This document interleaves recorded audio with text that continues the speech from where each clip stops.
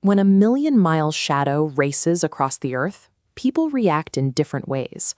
During a solar eclipse, millions of households in India do something very specific. They stop eating. Meals are completely paused. Uneaten food is covered up, leftovers are thrown away, and anything cooked while the sun is blocked is strictly treated as impure.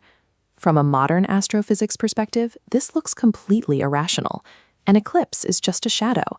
There is no magical radiation poisoning the kitchen.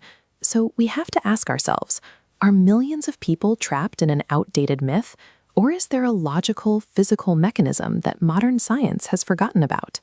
If we immediately write off ancient rituals as ignorance, we might miss the actual survival strategies our ancestors were using to stay alive. To understand the rule, look at the environment where it was written. Before refrigeration or airtight containers, kitchens were completely open to the elements. When an eclipse happens, the environment experiences a sudden shock. Solar radiation drops abruptly, and the ambient temperature plummets.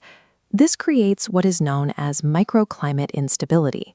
In the middle of what should be a predictable daytime cycle, temperature and humidity artificially fluctuate in a matter of minutes. Food left sitting in the open during these rapid fluctuations became highly vulnerable to accelerated spoilage. In an age where a single contaminated meal could mean starvation or death, this avoidance functioned as a critical frontline public health protocol.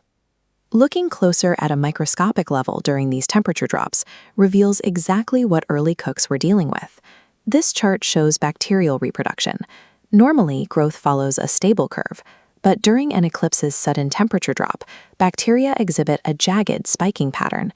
Left exposed for several hours, this erratic growth compounds exponentially into rapid spoilage. Early societies living through these events didn't have microscopes, but they did have keen observation. They saw an increase in foodborne illness after eclipses and made the connection. To ensure the wider population followed the rules, leaders wrapped these dietary restrictions in religious terminology. Labeling the food impure or full of negative energy ensured strict compliance. Over generations, these taboos act like a form of encoded science.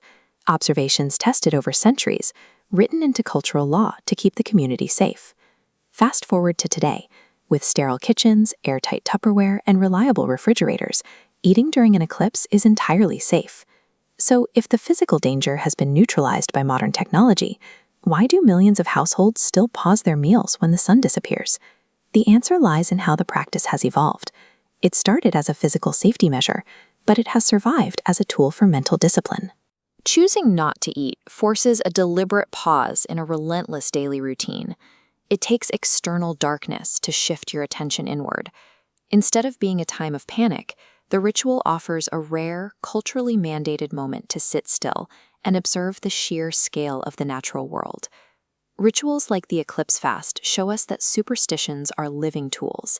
They adapt over time, shifting from ancient physical survival to modern mental wellness practices. Knowing the history behind the taboo and the very real logic that started it all, would you eat during the next eclipse? Let me know in the comments below.